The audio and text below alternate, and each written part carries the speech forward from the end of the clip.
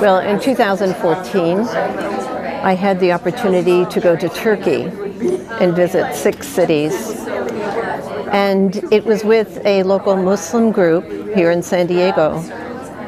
So it was really out of my comfort zone because I'm Christian. I had never really met Muslims before, and yet I yearned to appreciate a different culture, a different people.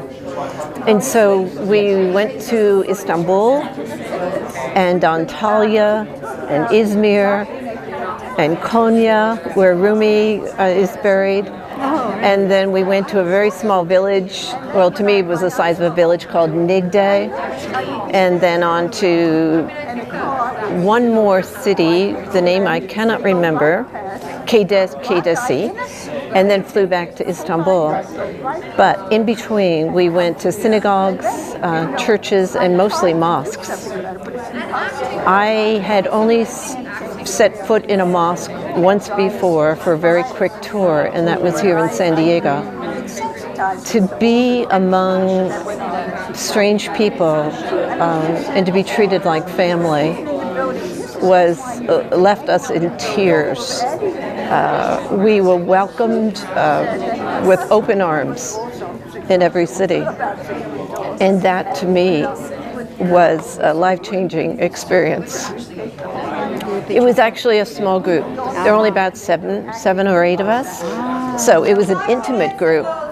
It was an intimate group, and we were fortunate that we went when we did, because we can't do that now. The same organization is not taking any chances with some of the random violence that is happening in Turkey. So there's been a crackdown on freedom, and that too was an experience of being, while I'm there, East meets West. We met people of all backgrounds, and we could see from liberal to conservative. I mean, even in Istanbul, you would see women scantily dressed, and then you would see women completely covered except for their eyes. It was a real immersion experience of not only sight, sounds, smells, taste. All of our senses were just alive with new experiences. And it was also the new and the old, the modern aspects of Istanbul, which is a huge city, millions and millions of people.